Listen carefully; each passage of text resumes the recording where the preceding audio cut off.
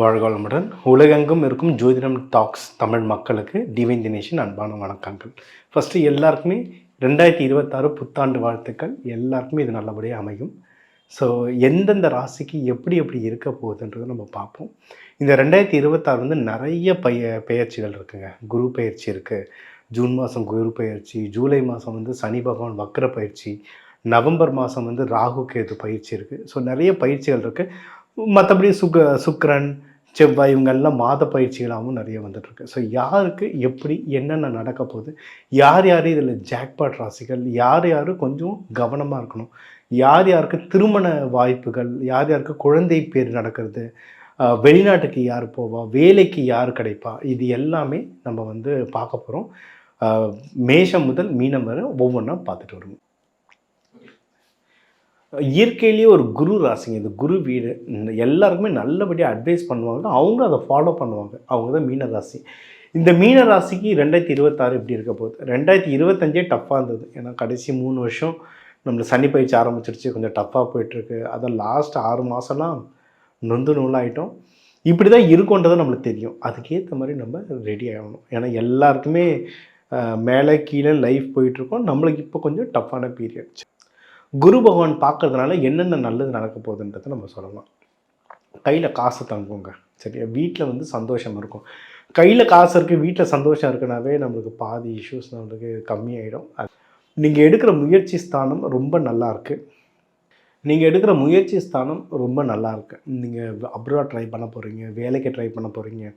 நிறைய பேர் டீச்சர்ஸில் இருப்பீங்க, டீச்சர்ஸ் ட்ரைனிங் அப்ளை பண்ண போகிறீங்க. இந்த காம்படிஷனை வின் பண்ணுறதுக்கு வந்து உங்களுக்கு ரொம்ப நல்ல வாய்ப்புகள் இருக்குங்க. குடும்பத்துலேயும் சந்தோஷம் ரொம்ப ஜாஸ்தியாக இருக்கும். முக்கியமாக இன்வெஸ்ட்மெண்ட், வீடு, லேண்டு இதெல்லாம் இன்வெஸ்ட்மெண்ட் பண்ண போகிறீங்கன்னா ரொம்ப நல்லது, சரிங்களா? நம்ம சொல்கிறது தான், லட்சத்தில் போட்டு வண்டி வாங்குறீங்க, கோடியில் போட்டு வீடு வாங்குறீங்க, ஒரு 1000 கொடுத்து நீங்கள் ஜோதிடரை பார்க்குறது ரொம்ப நல்லது. அந்த வீடு, வண்டி அடுத்தடுத்து ஜென்ரேஷன் கொடுக்க அது உங்களுக்கு ரொம்ப உபயோகப்படும். குடும்பத்தோடு கோவில் போயிட்டு வாங்க. முதல்ல குலதெய்வம் கோவில், அடுத்து உங்கள் ஊர் காவல் தெய்வம் கோவில், உங்கள் இஷ்ட தெய்வம் கோவில், இது போயிட்டு வர வர பிள்ளை குட்டிங்களோட போயிட்டு வர வர குலதெய்வம் கோவிலில் பொங்கல் வச்சு வர வர நீங்கள் வாழ்க்கையில் நல்லபடியாக முன்னேறுவீங்க. எதிரிகள் தொல்லை கொஞ்சம் இருக்கும். அதை நம்ம வந்து ரொம்ப பொறுமைசாலி. கொஞ்சம் பின்னாடி போய்ட்டு யார் என்ன பண்ணுறான்னு கரெக்டாக கவனிச்சிங்கனாவே யாரை அவாய்ட் பண்ணணுன்றது உங்களுக்கு தெரிஞ்சிடும். ஆஃபீஸ் பாலிட்டிக்ஸ்லேருந்து நீங்கள் வெளியே வந்துடலாம். இல்லை எந்த பாலிட்டிக்ஸாக இருந்தாலும், எந்த எதிரிகள் தொல்லை இருந்தாலும் அதுலேருந்து வெளியே வந்துடலாம். வீட்டில் ஹஸ்பண்ட் ஒய்ஃப்குள்ளே சின்ன சின்ன பிரச்சனைகள் வருங்க. இது 3 வருஷமாகவே வந்துட்டுருக்கோம். 6 மாதமாக ரொம்ப டஃப்பாக போயிட்டுருக்கோம். எந்த தெய்வத்தை வழிபடணுன்றது சொல்கிறேன். வீடியோ ஃபுல்லாக பாருங்கள், கடைசியில் அதை சொல்கிறேன் நான். ஆஃபீஸில் கூட நீங்கள் பிஸ்னஸ் பார்ட்னர்ஸ், கொலீக்ஸோடலாம் நிறைய இஷ்யூ வரும். அதுக்கும் அந்த தெய்வ வழிபாடு பண்ண நீங்கள் வாழ்க்கையில் நல்லபடியாக முன்னேறுவீங்க. கடன்கள் தேவைப்பட்டால் மட்டும் வாங்குங்க. உங்களுக்கு கடன் கிடைக்க வாய்ப்பு இருக்குது. ஆனால் தேவைப்படுற அமௌண்ட் மட்டும் வாங்கிட்டிங்கன்னா லாங் லைஃப்க்கு ரொம்ப நல்லது. குரு வழிபாடு ரொம்ப நல்லது. உங்களுக்கு எடுத்து சொல்கிற குருமார்களை போய் பாருங்கள். உங்களுக்கு நிறைய குருமார்கள் கிடைப்பாங்க. நல்ல குருமார்களை பார்த்து அட்வைஸ் கேளுங்க. அவங்க நல்ல வழிகாட்டுவாங்க. எதுவுமே பேச முடியல, போக முடியலன்னு போய் ஜீவசமாதி வழிபாடு, ஒரு ஜீவசமாதியில் போய் 20 நிமிஷம் உட்காருங்க. அந்த வழிபாடு பண்ண நீங்கள் வாழ்க்கையில் ரொம்ப நல்ல சிறந்து விளங்குவீங்க. தொழில் ஸ்தானமும் நல்லா தாங்க இருக்குது. ஏன்னா குரு பகவான் பார்க்கறதுனால தொழில் நல்ல முயற்சி நல்லா வருவீங்க. ஆனால் எது வந்தாலும் டாக்குமெண்டேஷன் வச்சுக்கோங்க. உங்களுக்கு மேனேஜர் ப்ரமோஷன் தரப்போகிறாருன்னா, இப்படி சொன்னீங்க, இது நடக்க போகுது, நான் இது அச்சீவ் பண்ணியிருக்கேன்னு ஒரு மெயில் தட்டிடுங்க.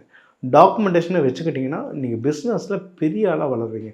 ஒரு ஆர்டர் வரப்போகுதுன்னா அதை டாக்குமெண்ட்டை வச்சுக்கோங்க. அவங்ககிட்ட ஒரு மெயில் கேளுங்க. அந்த டாக்குமெண்டேஷன் பரிகாரமாகவும் மாறும், நீங்கள் ஜெயிக்கிறதுக்கும் வழிவகுக்கும். உங்களுடைய 12ஆம் வீட்லேயும் குரு பகவான் பார்க்கறதுனால பிஸ்னஸில் ப்ராஃபிட் வரும். ஆனால் விரயம் வரதுக்கும் நிறைய வாய்ப்பு. ஸோ ப்ராஃபிட் வரும்போது சுப விரயம் இன்வெஸ்ட்மெண்ட்டாக போட்டுட்டிங்கன்னா நீங்கள் ஜெயிக்கிறதுக்கு நிறைய வாய்ப்புகள் இருக்குது. நீங்கள் வழிபட வேண்டிய தெய்வம் வந்து டீஃபால்ட்டாக மீனாட்சி சுந்தரேஸ்வரர் வழிபடுங்க. புதன்கிழமை, வியாழக்கிழமையில் போய்ட்டு வழிபடுறது, அதை ராகு காலத்தில் போய் வழிபடுறது ரொம்ப நல்லது. நீங்கள் வந்து இப்போ போயிட்டு அன்னதானம் பண்ணணுன்னாலும் நீங்கள் ஏதாவது மஞ்சள் கடலில் லெமன் சாதமோ இல்லை பூந்தி, கல்கண்டு கூட வாட்டர் பாட்டில் வச்சு கொடுக்கறது வந்து உங்களுக்கு ரொம்ப நல்லது. ஸோ இந்த 2026 உங்களுக்கு வந்து சூப்பராக அமையுங்க. ஸோ இப்போ உங்கள் ராசிக்கு வந்து இதெல்லாம் நல்லது, என்னென்ன ஜாக்பாட், என்னென்ன நல்லது நடக்கும், எந்தெந்த விஷயத்தில் உஷாராக இருக்கணும், வேலை எப்படி இருக்கும், திருமணம் எப்படி ஆகும், குழந்தை பேர், நீங்கள் ஜென்ரலாக லைஃப், பணம் எப்படி தங்கும், குடும்பத்தில் சந்தோஷம் எப்படி இருக்கும், எந்த தெய்வத்தை எப்படி வழிபடணும், எந்த நாளில் வழிபடணும், இது எல்லாமே டீட்டெயில்டாக சொல்லியிருக்கோங்க. சில பேருக்கு வந்து ரொம்ப சந்தோஷமான வருஷமாக இருக்கும். சில விஷயங்கள்ல வந்து நம்ம படிப்பினை கற்றுக்கிட்டு தான் இருக்கோம். ஆனால் எல்லாத்துக்குமே சொல்யூஷன் சொல்லியிருக்கோம். இது எல்லாமே ஒரு பொதுவான சொல்யூஷன். இப்போ ஒரு ஒரு நட்சத்திரத்துக்கும் நம்ம தமிழ் மக்கள்லேயே ஒரு ஒரு ராசிக்கும் ஒரு ஒரு கோடி பேர் இருக்காங்க. சரிங்களா? அதனால் இது எல்லாம் பொதுவாக சொல்லியிருக்கோம். உங்கள் தனிப்பட்ட ஜாதகத்துக்கு எப்படி நடக்கும்னு தெரியணும்னா தாராளமாக என் நம்பர் கான்டாக்ட் பண்ணி கன்சல்டிங் எடுத்துக்கலாம்.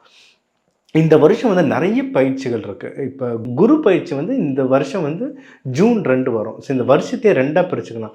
ஜூன் 2க்கு முன்னாடி, ஜூன் 2க்கு அப்புறம்னு. அதை வச்சு தான் உங்களுக்கு பலன்களும் சொல்லியிருக்கேன். ஸோ குரு பயிற்சி நடக்குது. சனி வக்ர பயிற்சி நடக்கும். சனி பயிற்சின்றது 2.5 வருஷத்துக்கு ஒன்று. இப்போ வந்து வக்ர பயிற்சி நடக்கும். அது வந்து ஜூலை 27 கிட்ட நடக்கும். அதுவும் ஆல்மோஸ்ட் நடுவில் வருது. அதையும் வச்சு தான் உங்களுக்கு பலன் சொல்லியிருக்கேன். அடுத்து மேஜராக நடக்க போகிறதுனா ராகு கேது பயிற்சி. அது வந்து நவம்பர் 25, 2026 ஆல்மோஸ்ட் வருஷம் கடைசியில் தான் நடக்க போகுது. அதையும் சேர்த்து தான் உங்களுக்கு பயிற்சி சொல்லியிருக்கேன். இது 3 தான் பெரும் பாதிப்புகள் தருது. அதை தாண்டி உங்களுக்கு வந்து செவ்வாயோ, சூரியனோ, சுக்கிரனோ இது எல்லாமே ரெகுலர் நடக்கிற பயிற்சிகள். நம்ம அது மாத பலன்களில் உங்களுக்கு பார்த்துக்கிட்டே வரலாம். மேஜர் பயிற்சிகள் உங்களுக்கு எல்லாருக்குமே சொல்லியாச்சு. இந்த பயிற்சிகள்லேருந்து நம்மளை காத்துக்கணும், இல்லை இருக்கிற நல்லது இன்னும் நான் பெருசாக ஆகணும் அப்படின்னா தெய்வ வழிபாடு தாங்க. தெய்வ வழிபாடு பெஸ்ட்டு. ஃபஸ்ட்டு குலதெய்வம், அதுக்கப்புறம் உங்கள் ஊர் தெய்வம், அதுக்கப்புறம் உங்கள் இஷ்ட தெய்வம். இந்த 3 தெய்வத்தையும் பிடிக்க உங்களுக்கு ரொம்ப நல்லது. இதுக்கு கூடவே நம்ம வந்து நிறைய கலர்ஸ் பற்றிலாம் சொல்லியிருக்கேன். இந்த கலர் துணிகள் உடுத்துங்க, இந்த மாதிரி உணவுகள் அன்னதானமாக கொடுங்க. ஏன்னா எந்த உணவு கொடுத்தாலும் அன்னதானம் தான். ஆனால் இந்த ராசிக்கு இந்த தேவைக்கு இப்போ கல்யாணம் நடக்கணுன்றவங்க வந்து தயிர் சாதம் கொடுக்க நல்லது. சுக்கரன் ஆக்டிவேட் ஆகும். இப்போ வேலையில் ப்ரமோஷன் வேணும்னா சக்கரை பொங்கல் தரலாம். இப்போ சுமூகமாக கம்யூனிகேஷன்ஸ் நல்லா போகணும்னா புளியோதரை தரலாம். அந்த மாதிரி ஒவ்வொன்றுத்துக்கும் ஒவ்வொரு தாற்பயம் இருக்கும். இல்லைனா சாமி ஒரே ஒரு சாப்பாடு எல்லாருக்குமே கொடுத்துருவார்ல, எதுக்கு இத்தனை வெரைட்டி வச்சுருக்காரு? ஏன்னா ஒவ்வொன்றுத்துக்கும் ஒவ்வொரு ரீசன் இருக்குது, தாற்பயம் இருக்குது. அதை ஃபாலோ பண்ணும்போது நீங்கள் வாழ்க்கையில் வெற்றி அடையிறதுக்கு இன்னும் நிறைய வாய்ப்புகள் இருக்குது. பரிகாரங்கள்லேயே நம்ம நிறைய வீட்டில் கிச்சனில் இருக்க நவதானியம், கிச்சனில் இருக்க சோம்பு, கடுகு இதை வச்சே ஏகப்பட்ட தோஷ பரிகாரங்கள் பண்ணலாம். என்ன தோஷம் என்ன பிரச்சனைன்றதை எனக்கு கால் பண்ணிங்கன்னா அதுக்கு நான் வீட்டில் இருந்து என்ன பரிகாரம் பண்ண முடியுன்றதை சொல்கிறேன். அதை கேட்டு நீங்கள் நல்லபடியாக வாங்க. இந்த 2026 வந்து ஒரு சூப்பரான வருஷங்க. முடிஞ்ச அளவுக்கு நீங்கள் கோயில் போயிட்டு வாங்க.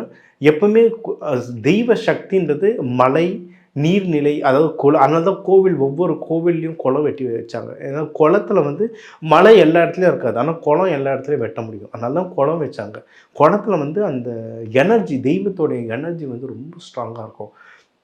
ஒரு கோவில் போகிறீங்கன்னா அந்த குளத்தை சுற்றி வர முடியும்னா தாராளமாக சுற்றி வாங்க. அது வந்து ரொம்ப பவர்ஃபுல். ஸோ மலை உங்களுக்கு பக்கத்தில் இப்போ திருவண்ணாமலை இருக்குது. அந்த மாதிரி மலை பக்கத்தில் இருக்க கோவிலாக இருந்தால், முருகன் கோவிலெல்லாம் ஜென்ரலாக மலைங்க இருக்குது. திருப்பரங்குன்றம், பழனி, அந்த மலையை சுற்றி வர முடியும்னா மலையை சுற்றி வாங்க. இல்லை மலை ஏறி போய் சாமி கும்பிட்டுட்டு வர முடியும்னா கும்பிட்டு வாங்க. இப்போ மலையே எங்கள் ஏரியாவில் இல்லை சார்னா குளம் எங்கே இருக்கோ அந்த கோவிலுக்கு போயிட்டு வாங்க. குளம் இருக்கிற கோவிலுக்கு பவர் ஜாஸ்தி. இன்னும் இந்த குளத்தை நீங்கள் சுற்றிட்டு வர முடிஞ்சாலும் நீங்கள் வாழ்க்கையில் வந்து ரொம்ப நல்ல சிறப்பாக இருக்குங்க.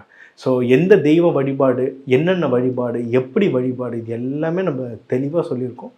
இதெல்லாம் ஃபாலோ பண்ணிட்டு வாங்க.